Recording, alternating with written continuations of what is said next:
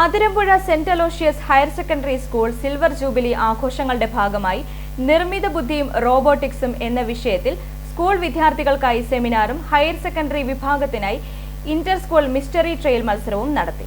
സ്കൂളിലെ adult tinkering ലാബിൽ നടന്ന seminar school manager reverend doctor Joseph Mundakathil ഉദ്ഘാടനം ചെയ്തു.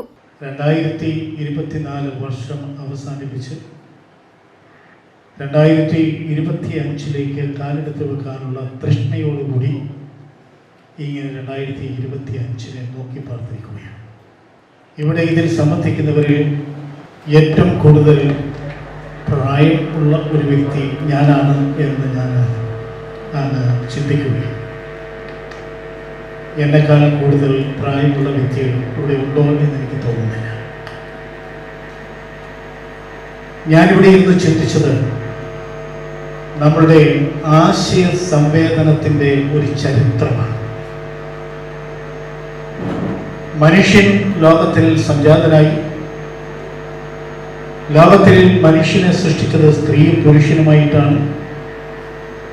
ആ സ്ത്രീയും പുരുഷനുമായി ലോകത്തിൽ സൃഷ്ടിക്കപ്പെട്ട മനുഷ്യൻ അവൻ ആദ്യകാലങ്ങളിൽ തന്നെ ആശയം സംവേദനം ചെയ്തിട്ടുണ്ടാകണം. ഈ ആശയ സംവേദനത്തിന് അവൻ ഉപയോഗിച്ച മാർഗം നമ്മൾ ഉപയോഗിക്കുന്ന മാർഗമാണ് എന്ന് ഞാൻ കരുതുന്നില്ല.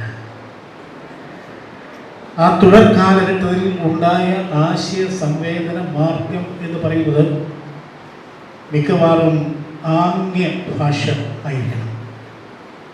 പ്രിൻസിപ്പൽ ബിനു ജോൺ അധ്യക്ഷത വഹിച്ചു. അഡ്മിനിസ്ട്രേറ്റർ ഫാദർ ജോബി മംഗലത്ത് കരോട്ട് CMI ആധുനിക വിദ്യാഭ്യാസത്തിൽ നിർമ്മിത ബുദ്ധിയുടെ സാധ്യതകളെപ്പറ്റി സംസാരിച്ചു. തുടർന്ന് നിർമ്മിത ബുദ്ധിയും റോബോട്ടിക്സും എന്ന വിഷയത്തെക്കുറിച്ച് Kanjirappally Amal Jyothi engineering college assistant പ്രൊഫസറും ഗവേഷകനുമായ പ്രൊഫസർ മെബി മാത്യു സെമിനാർ നയിച്ചു. ഇതേ തുടർന്ന് മിസ്റ്ററി ട്രെയിൽ മത്സരവും നടന്നു. Mannanam KE college vice principal father Xavier Cheeramthara വിജയികൾക്ക് സമ്മാനദാനം നിർവഹിച്ചു. Convener Roji CC, coordinator doctor Biji K Sebastian, doctor Jishamol Alex, Sanjith P Jose, Joel John എന്നിവർ പരിപാടികൾക്ക് നേതൃത്വം നൽകി. i4U news, Ettumanoor.